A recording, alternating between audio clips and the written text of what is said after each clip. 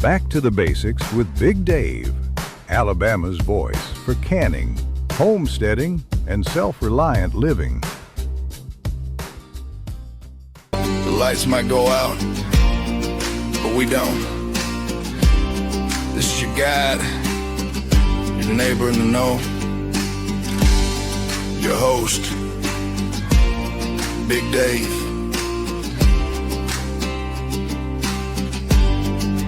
Back to the basics.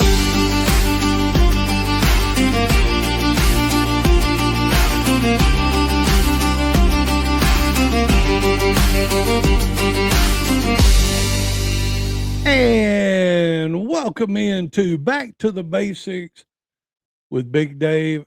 I'm going to tell you guys, you're not going to believe this, but I have Miss Liz with me, solo city prepper, and she is trying to get her YouTube going, The Independent Prepper. I'm glad you put that on there so I could read it. Yeah, I forgot to write The Independent Prepper down. I remembered it, but you're on Instagram with that, right?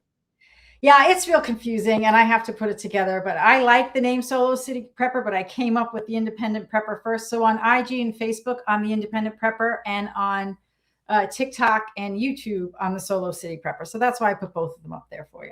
Well, thank you for joining me tonight, whenever you're watching this, it doesn't matter. We'll be on radio Saturday morning at 8 o'clock on WXJC 101.1 The Truth. But the first thing that I want is good to see you. Thank you for having me, sir. I liked your little video that you did as a teaser with Derek James. So I'm going to start off.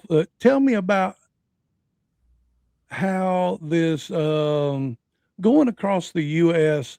to interview preppers and everything, and how was it getting your feet wet interviewing Derek James? Great question. So the idea for this came, so I've been prepping now for a couple of years. I've been on social media for a little over a year. And Derek James was one of the first preppers that I started watching and doing research on. And he's actually the reason why I got on social media, because at that point which is why I chose him first for this road trip. When I started prepping, I didn't even know it was called prepping. I just knew that I felt a little nervous about what's going on in the world. And I'm a woman who lives by herself in the city, and I grew up in the suburbs on Long Island with an old Navy dad who we had lights go out all the time. I remember the blizzard of 78. We didn't have lights for 2 years. So I grew up camping, and I grew up having been involved in grid down situations. So I understood that. But when I got into prepping, I didn't know it was called that. And then I started watching Derek, and I watched one of his reels where he walked around a city and told people, the reel is 7 reasons why urban dwellers will not make it in a long-term grid down situation. And he gave the 7 reasons. And I remember watching that, and I had been prepping for a while, and I had been adapting what I was learning from rural preppers, from homesteaders, from suburban folks, adapting it to city life, because nobody was really talking to me. I couldn't find anybody that was talking to me in my specific situation, meaning when you're a city prepper, you have an HOA, there's a bunch of rules. We don't have land. We can't collect our own rainwater. We don't have a lot of room. So you have to adapt. And I was doing all that on my own because I couldn't find anybody that was speaking to me. And then when he put that out, I got all fired up. And that's when I got up on a Saturday morning and I thought, I'm going to try this social media thing. And I stood in front of this very closet and I talked about how you can make room in a city apartment, under beds, behind couches, use the vertical space, clear out stuff you haven't used. And that started my whole journey. So when I thought about this road trip, which is something I've been retired now 2 weeks from teaching. I know. I've seen that. I've seen how you looked so sad the last day of when you walked out the door and had the thing all over the side of the door, happy retirement and everything. And you were talking about that was the last thing you had to pull down. I was like, oh man, I've got about 24 years. And I love that job. I love being a teacher most of all, but then I moved up. And when I moved up, I became the director of student services, which is of the whole district. And I took care of the safety drills. That means fire drills, lockdown with intruders, secure and hold. I was head of the threat assessment team. So I did a lot of training, de-escalation training, restorative justice training. So I had a lot of training, and I was used to getting up in front of people. So getting up in front of the camera and teaching was what I really enjoy. So the teaching aspect of this is great. But I also had this dream of always wanting to do a cross-country road trip. And I started learning about off-grid and van life. And I was like, this is what I'm going to do in my retirement. I'm going to do this cross-country road trip. This was before I even started prepping and before I got on social media. Well, now you also hang out a lot on a boat. My boat, yeah. Yeah, you hang out a lot on the boat, and I mean, just to let you know, I mean, my mother-in-law passed away this past January, was a year ago, and me and my wife had been living in our camper for 6, 7 years. I love that. But when my mother-in-law passed away, we ended up selling everything and moving in with my father-in-law because somebody needed to take care of him. He had this big house by himself, so we moved in. But living on that, I was talking to my sister about interviewing you, and said, yeah, she hangs out on her boat a lot. And she goes, how does she cook on a boat? I said, it's no different than cooking in my camper. Exactly. I said, you get used to stuff. You do. And just to let everyone know that's listening, I tried to get Liz on 2 weeks ago, but she had a camping trip she couldn't miss. I don't know why she couldn't miss it and come on here, but no, I'm just kidding. So did you have fun? You had fun with that. This was my, I wanted to rent an off-grid van, and I had the interviews lined up with Derek James, who said yes right away. By the way, this man has blown up on social media. I don't know if you realize he has almost 2 million followers. And I have been watching him for a while, especially after that bit he did on, urban preppers are going to perish during a long-term power outage. So he said yes right away. So I decided to rent an off-grid van as a practice run, and I rented, through Outdoorsy, I rented a van, and I did it. I did take the safe route. I didn't boondock, how they, that people call that, I didn't find free camping. I did go to a campground, which I loved, right on Costco Bay. I'm sorry, I can't remember the name of it right now. Great campground, but they don't have any hookups. Even at their campsites, there's nothing to hook up to. So I was happy to have the off-grid van. So I did live that life for 4 days. And then I drove up, and we did a great interview. He was so kind, so knowledgeable, because he actually helped me. Not only did we have a nice sit down about how he got into prepping, which he's been in it for 20 years. He really started off with a blog, and then it turned into publishing survival books and republishing military manuals. And then he got on, social media and really dove into it. And when he put his whole heart into it, all of a sudden he's got 2 million followers. He has a really very nice, pleasant way about him. I met his wife, I met his kids, I met his dog. We took a nice walk in the woods. He did that segment about knives, which city dwellers really don't think about knives, especially a woman living alone, which is kind of my focus. Not only do I focus on city dwellers, I do a lot of work on women living alone like myself and keeping themselves safe, situational awareness, understanding when the grid goes down, violence against women goes up. So, I do a lot of work, so focusing on them and making sure that they get motivated and educated around emergency preparedness and their safety during those difficult times. Yeah, I've seen on some of your TikToks that you were doing defensive classes, and trying to.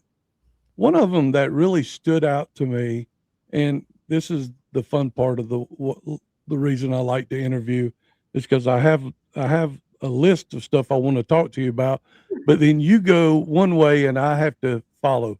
One of them that you were talking about in that is keeping your face, your emotions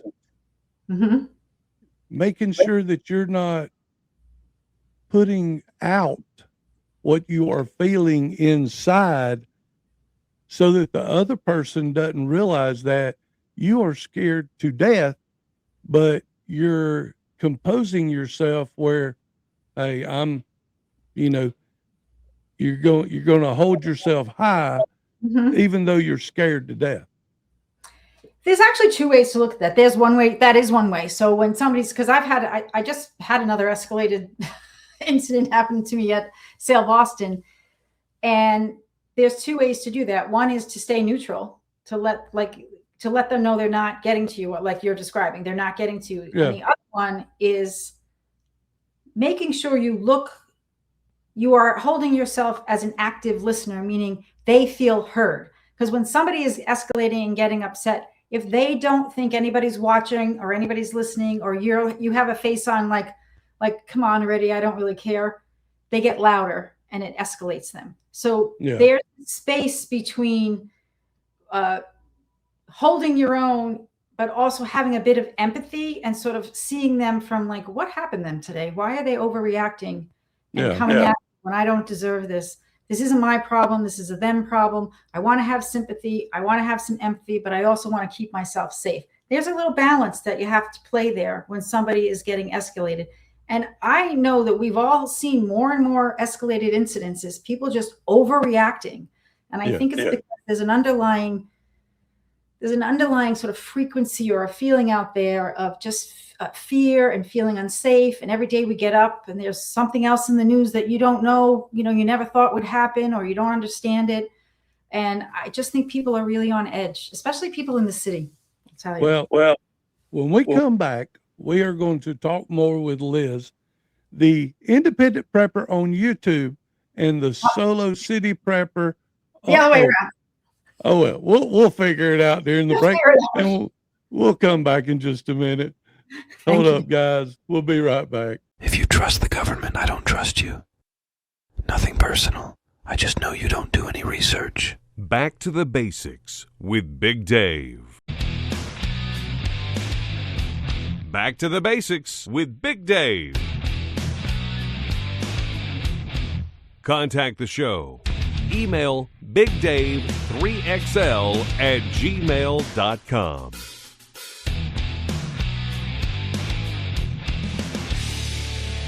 All right, guys, we are back. We got Liz with Solo City Prepper and the Independent Prepper backwards. I know Solo City Prepper is TikTok. TikTok and YouTube, yeah. Okay. So you're going to stick with that one with both of them. Okay. Yes. Okay. All right. So one of my questions is tell the females how to become better preppers as a single female, because, a lot of people, and I know you say you're single and everything and you're a prepper, but maybe you can elaborate also when you're a single female, not only just in a city, but anywhere, and how you start out and how you keep yourself from going crazy being a prepper. I know you can, right? Because when you start to become a prepper, it's usually because you're worried about something. So when you go down that doom and gloom path, that doomsday path, you can get yourself a little crazy and be very anxious. That's part of the reason why I started prepping, because I did not want to feel like that. Because when you're alone, and I was in a short-term power outage and I didn't have anything. I didn't even have a flashlight. I had a candle. And I realized, and women should realize, when that happens to you, you're your own first responder. No one is going to come and check on you, and no one's going to, especially if you're living in a condominium in the city, or even if you are alone in your apartment, you might have loved ones and family and friends that will think of you, but they have to think of themselves and their family first. So you have to learn to have your own independence and resilience and depend on yourself. And prepping and having emergency supplies, food, water, and power stored in your house, in your apartment, your condominium, wherever you live, gives you that power to keep your independence and to take care of yourself. And then you build your resilience. I think a lot of women don't think like that. I mean, I'd like to think they do. I have a city attitude. I have an independent attitude. I've always been like that. But there's a lot of women who depend on other people. And I think in this day and age, we have to learn as women that we need to think more independently, as far as like, I can take care of myself. If the grid goes down, I will have candles, I will have flashlights, I will have lanterns, I will have a way to cook with a camper stove. I will have some way to heat my apartment. I can take care of myself. Do I want community? Would I welcome help? Yes. But if it doesn't come, I am not stranded. I'm not dependent. I am not lost. I have a way to take care of myself. That's really important for me to teach women that this isn't doomsday. This isn't conspiracy theory. This is you taking care of yourself and being able to be independent and not have to lean on somebody who could be unsavory or could be not safe for you. This is a way to keep you safe for yourself. And then we think, you're correct in that, because as you said earlier, you are your first responder. Because the police it's going to take them 10 minutes to get to your house, sometimes, shorter if they're right around the corner. But, being a female, and your head should always be on a swivel. Yep. My mother, even in her later years, we'd pull up at a place and look, I'm 6'3" and weigh 285 now. I used to weigh 450, but I weigh 285 now. And my mother, before she passed away, we pull up into the grocery store, and I'd cut the car off and I'd start to get out, and she'd go, "Wait." And I said, "What are we doing?" She starts looking around, and she goes, "Okay, we can get out now." But I think that was the way she was taught. I think, Dave, as a woman, I think men don't understand. It's instinctual for us. It's instinctual for us to always be looking around, to always be assessing where we are, who's around us. Because I have to tell you an incident that just happened yesterday. I went food shopping in the middle of the day on a Wednesday because I'm retired and I was followed inside the grocery store. This gentleman, no shopping cart.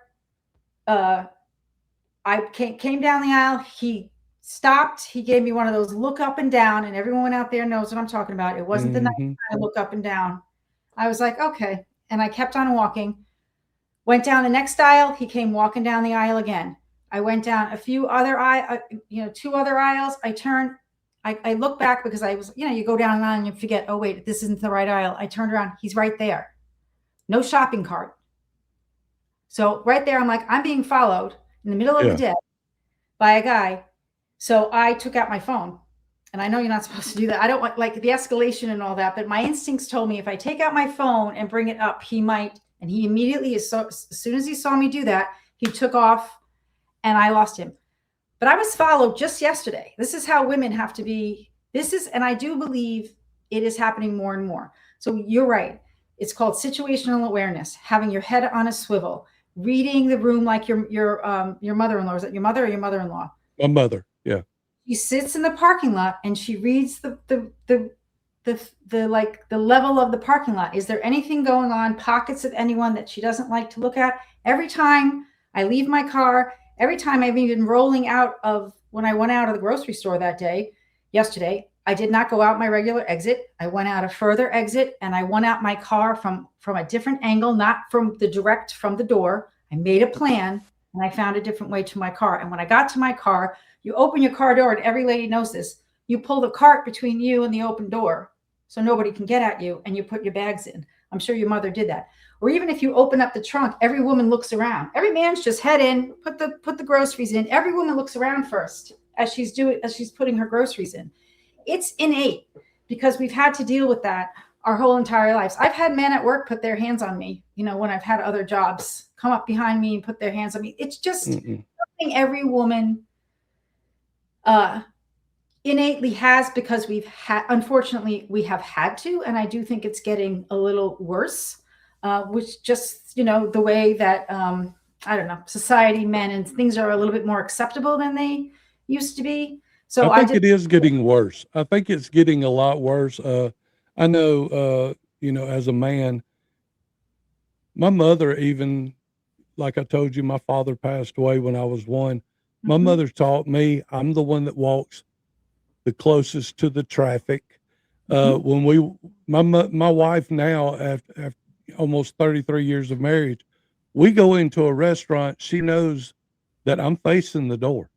mhm, I mean, that's just there's the way that y'all are doing stuff.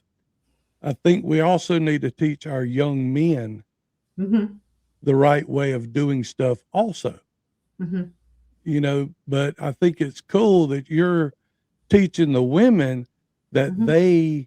they need to be the head on the swivel. Because I can tell you, one of my sisters, and I know she don't pay attention to anything. She is very smart when it comes. She has book sense, but she Mhm. has no common sense. Common sense is something that you can be, people grow up innately with it, but if you don't have it, it can be taught. And that's what we call situational awareness. Just like use your common sense. I also teach, whenever you go into a public space, which of course there's a lot of public spaces in cities, but say you're going to a concert, or a concert in a park, or you're going to a mall and you're walking into Ann Taylor Loft, stop at the door and look up and look around. If I can't leave from the exit I came in, where are the other exit signs? And Hmm. then look around the store. Is everyone mellow, just shopping? I don't need to worry about anyone. And then enter. Same thing with a bar, concert space. You want to immediately stop at the exit and clock other ways to get out in case something happens. And Right. then just get a vibe of the room. Are there trouble spots? Do I need to stay away from this side of the room because there's a bunch of 8 drunk guys over there? Not going over there. I'd rather be over here. You have to, you really have to stop and make a plan. And it only takes 3 or 4 seconds. Where it doesn't take 5-10 minutes of your time. It really just takes 3 or 4 seconds. I have a plan. I don't like this side of the room. There's the exit. Okay, now we can go get a drink and have a Well, good time. and you don't have to be so real obvious about, oh, hey, stop, hang on, we're all, you don't have to No, be it. You can almost do it as a pause, like, okay, I can go there, I can go there, I can go there. Okay. And you don't have to make it so obvious to people. But then again, maybe you should make it obvious to people. So I got a couple of more questions for Miss Liz when we come back. And don't forget to go out to bigdavebasics.com. Big Dave Basics, that's basics with an S.com. And we will be back right after this. Would you try to survive the apocalypse? Is that not what we're doing now? Back to the basics with Big Dave. Contact the show. Email bigdave3xl@gmail.com. Disclaimer. This is not a how-to. This is how he does things. Back to the basics with Big Dave. That's right. This is not a how-to. This is how I do it. This is how Liz does it. right. It might not be your cup of tea, but that's okay. You learn the way you want to do it, and you do it your way. It's kind of like they say in the kitchen, my kitchen, my rules. So if I wanna Prepping do closet it, learning. that's right. So Yes. if you had to pick three prepping things, you three things that you could not live without. Uh-huh. Okay. I have another question on the next one, but Mhm. if you had three prepping things that you could not live without, what would they be? The life straw. You have to be able to Good filter one. water You have to have a life. Water is life. Mm-hmm. So at the very least, you should be carrying a life straw. I carry, there's one in my car, there's one in my purse. I have so many and they're spread all over. Life straw. I would say a NOAA AM FM crank radio, because communication is everything. When the grid goes down and you don't have your Alexa, you don't have your phone, you don't have your computer, you can have that hand cranked radio and at least listen to local news, weather, and national news, because some of the national news will still work with their towers. So that's a way to get your information.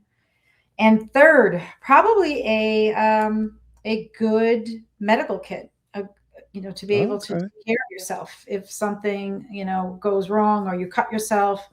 A simple cut can turn into a infection, and an infection can be life or death. So for me, it's a kit, a life straw, and communication. No FM, AM, FM radio.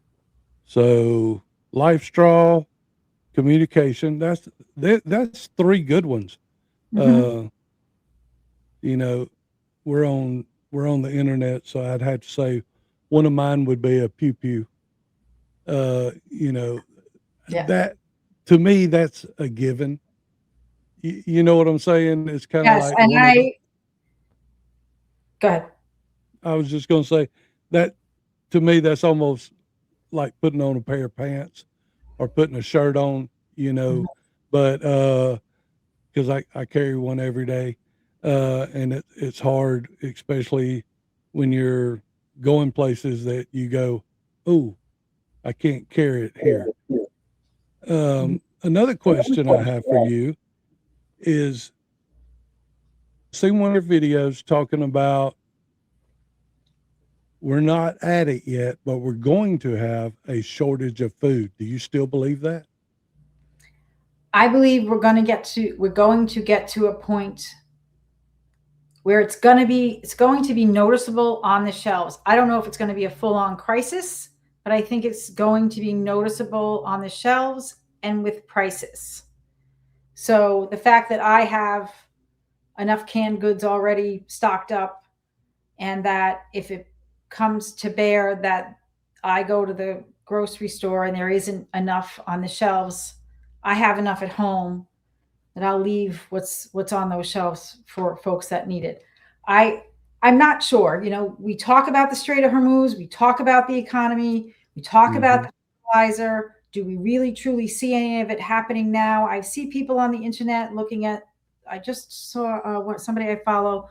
Aldi's had empty shelves of produce, so there are some red flags going up, but I'm not sure it's going to be as dire as we thought. But I don't know. I really don't know, because we don't seem to get a lot. I don't know about you, but I look for the information. There doesn't seem to be a lot of information about exactly what it's going to be.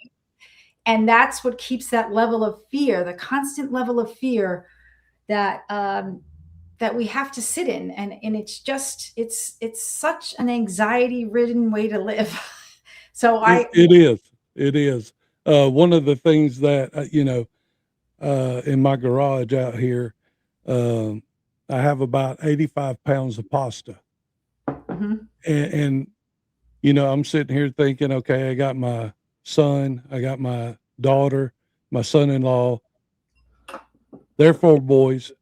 Then I have all of us that live here, and I go, and I just got paid, and I'm sitting here going, should I go buy another 20 pounds just to, and prepping it's a lifestyle. It is. I'm always hunting the better deals. I loved one of your videos that you talked about, you went in the grocery store, and one of the things, the produce, they had it marked down. And you were like, every day, every time now. Yeah, I bought 6 lemons instead of 4 because it was cheaper, or I bought, I saved $2.25 that day. I was very happy. Yeah.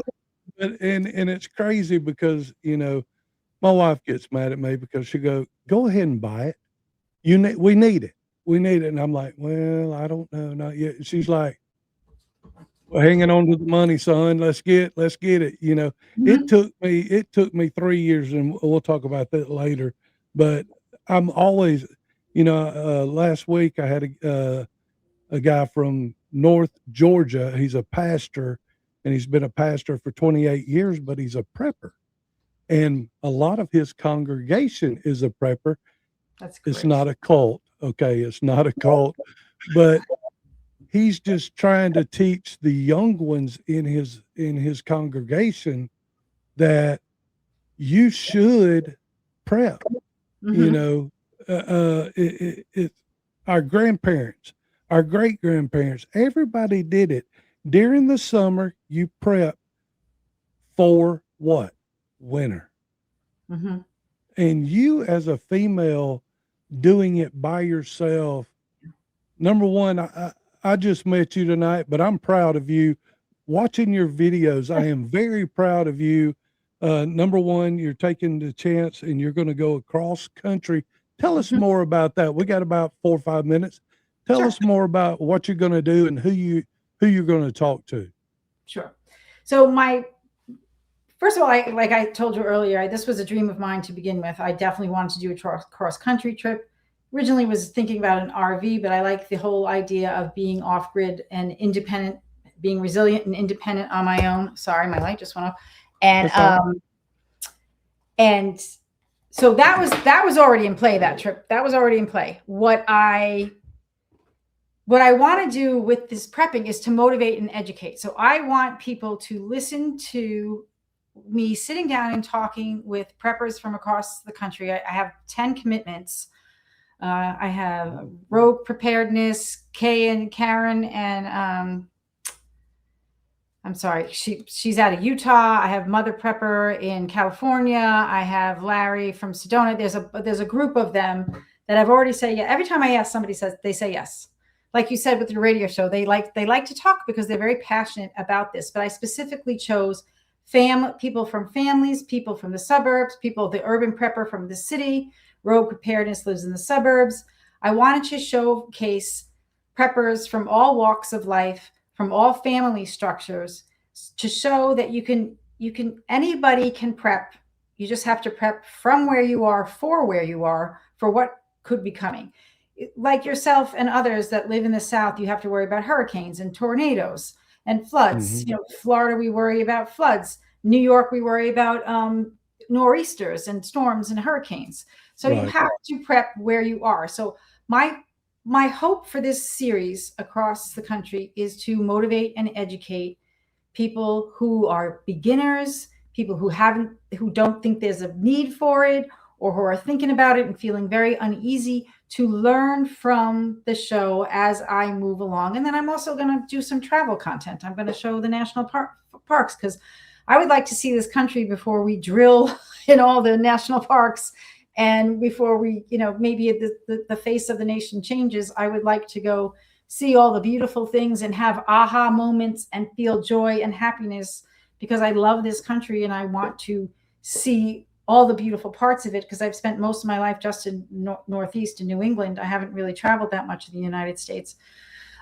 So that is my hope for the show. My hope for the show is to motivate and educate. And by the end of the show, if I can get 10 people to start prepping that weren't even thinking about it before, Yeah. 10 women, especially who live alone, to prep and maybe start thinking about situational awareness, I've done my job. Because like you, this has become a feeling of a calling for me. I get up every day and I feel like this is what I was supposed to do. This is what I'm meant to do. And as far as, to go a little deeper, as a woman who is an empty nester who now has ended a career in education, this has given me a new purpose. I now There you have go. a purpose, and I see myself doing this for another 5 to 10 years.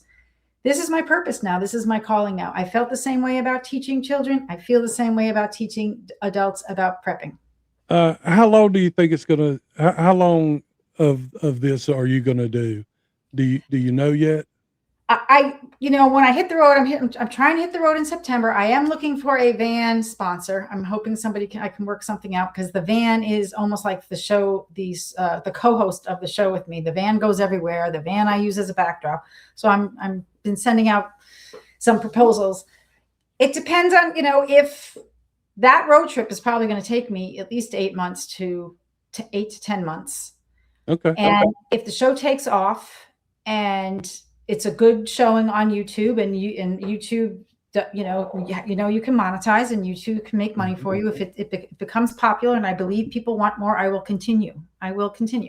Right now, both of my adult children, they are not married. I don't have grandchildren like you do. So this is mama's time. This is mama's time to do what she feels called to do and to have the time to do it. So. But I'm sure it also is based on if anyone would like to. She's got a nice condo up there that she has for sale also. Yes. So, finder's fee if you, no, I'm just kidding. But, no, we got to get the condo sold so that you have that worry off your back. Yes. If I have to rent it, I will, but I'd rather not be a landlord while I'm on the road. But, this is the plan B, because in life, you have to have a plan B, a plan C. I always teach my kids, you got to have plan A, plan B, and plan C. Plan B is to rent it, and that's fine too. But I really am I'm already itching to get on the road, especially after I already did my first interview with Derek, and it's such a rich interview, and it's going to be great when it goes. I can't wait to interview the next person. So, well, all right, guys, we're fixing to go out to break. Don't forget to go out to BigDaveBasics.com. BigDaveBasics you done got me tongue tied. BigDaveBasics.com. We'll be back right after this.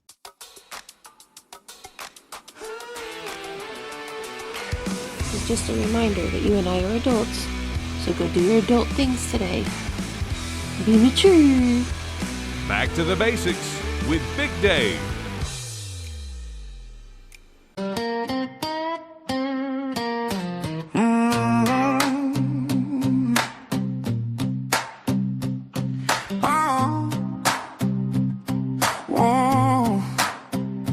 Got the breeze blowing like mercy on tap.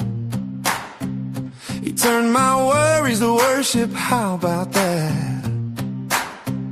Used to feel stuck, now I'm free in the light. Like it flipped on a switch in the middle of night. Now I two-step through the trials, singing with a smile. Devil tried to harm me, but I'm walking like a child of the King.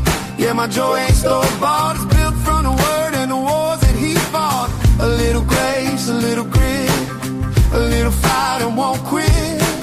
I've been changed, I admit.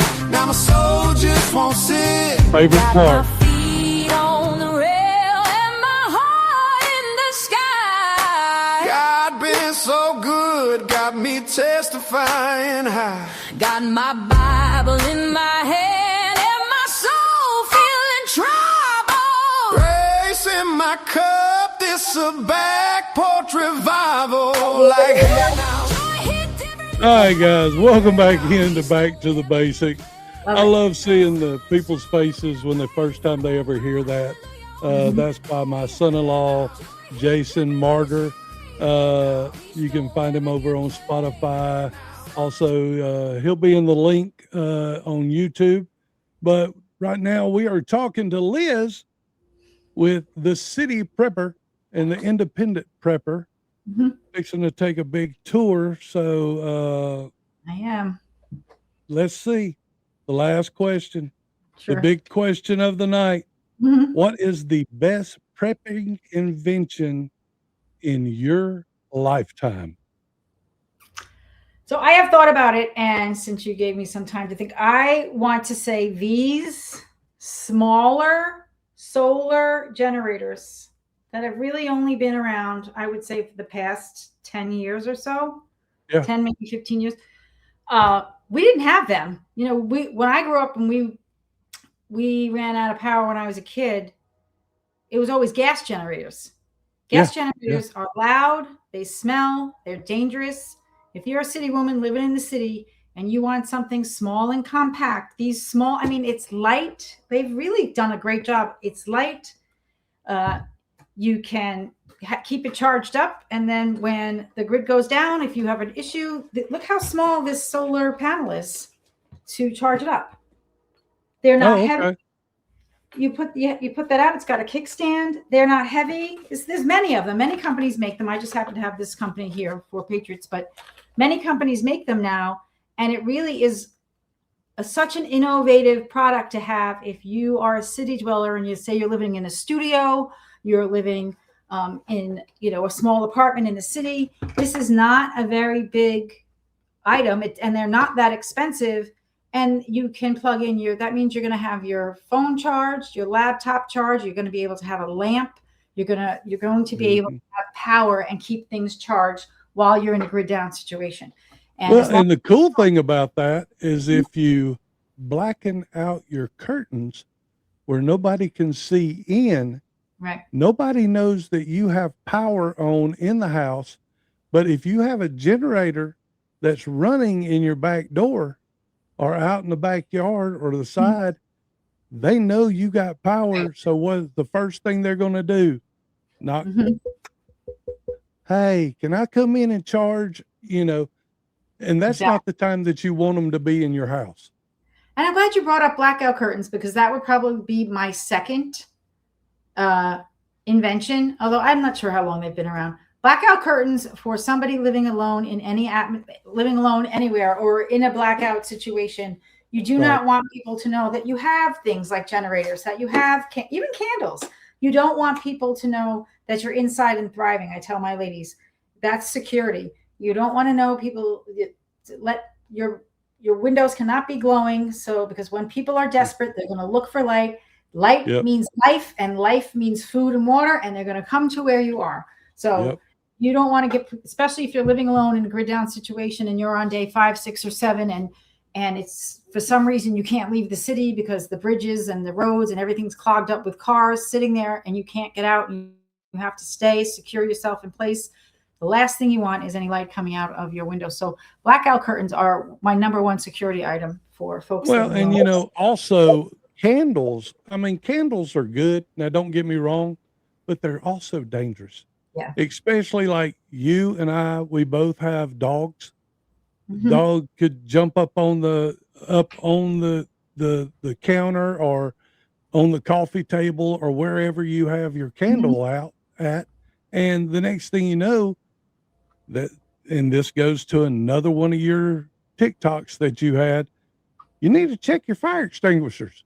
You have to check your fire extinguishers. Yeah, you should. I had not even seriously, Liz, I had not even thought about that until you said that. And I went, I might need to go look under the cabinet in here. And I did. And it's fine, but I had not checked it in a while, and I couldn't remember the date on it. Yeah, people they don't normally check their fire extinguishers. In the boating world, we're taught to check your fire extinguishers every day, every year that you open your boat up, because fire on a boat is the worst thing that could possibly happen. But also, a fire in your apartment in a grid down situation, like you're talking about with candles, I wouldn't use candles for that reason, that a fire means your shelter, your one and only shelter that you're sheltering in, is now damaged and you can't stay there. What are you going to do? So fire is the last thing that you should, the thing that you should, stop from happening. And not, I don't think candles, I have them, I have tea candles, but tea lights to put inside of something, not those tall candles with, like you're saying, with the flame flowing in the wind so that it can get caught on a curtain or your dog can knock it over. That's dangerous stuff. So, let me ask you this. How do you manage your burnout? Do you get burnout? Burnout? I think we all do. In general, prepping. Or burnout from prepping? From prepping. I mean, every once in a while, like when I do a lot of canning, that's how I preserve food, and it'll sit on that shelf. I mean, that's chicken and beef and, pasta sauce and green beans and all that stuff that's back there, salsa. But every once in a while, when I do this almost every couple of days a week, on the weekends, I'm doing it and everything. Every once in a while I get burnout. How do you stray away from it? I walk away because I I get burnt out from thinking about what I need. You know, every time I go food shopping, I get more cans. I think, what am I missing? What am I missing? And then because doing this work that you and I both do, your mind is always on, you know, worst case scenario, what's happening in the news now. I put everything down. I just did this today because I realized, it's funny that you asked that question. I looked up, I had sat down at my computer and my phone and I was doing work, but then I was scrolling and listening to the dune. And I looked up and it was 3 hours later. It's a beautiful day here outside of Boston. And I was so mad. I just put everything down. I left my phone. It was and I took my dog out and we sat on the grass for an hour and a half. I let her run around. I just soaked up the sun, no devices. And I just listened to nature and sat in gratitude and it really recharged me. You do have to, I like to sit in gratitude. I like to go out in nature, take my shoes off, put my feet in the grass, and just remind myself that this world, part of the reason why I want to go on this cross-country trip is this country is a beautiful place. There are things, national parks and places that will put you in awe. And I just want to stand in awe of this world and have those moments that I can savor. And they balance out the part of, you know, taking care of yourself and being resilient and having a plan. I need to have that balance. And so I strive for that balance when I feel burnt out. And that's part of the reason why I'm going on this cross-country trip. That's awesome. You know, and I can't wait to see the first one, you know, your pilot with Derek James. We're going to plug that again. And now, Let's figure out how to edit it, but I'll do it. That's all right. I'm going to help you out with that. But what the independent prepper?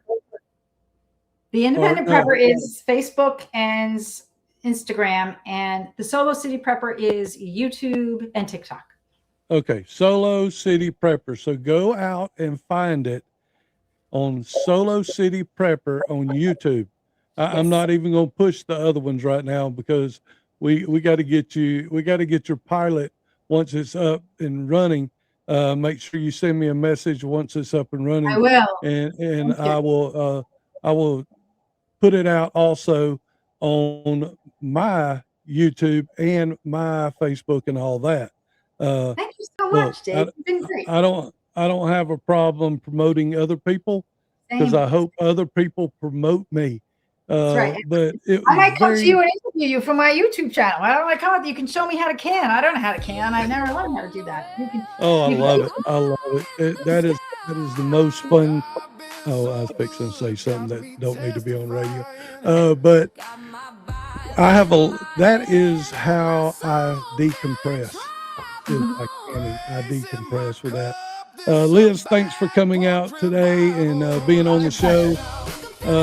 Guys, go out to bigdavebasics.com, bigdavebasics.com. Also check Liz out at Solo City Prepper on TikTok and YouTube. I ain't worried about the other. Start small, stay consistent. That's what I tell people. Start small, stay consistent. You got this. Thank you, Liz.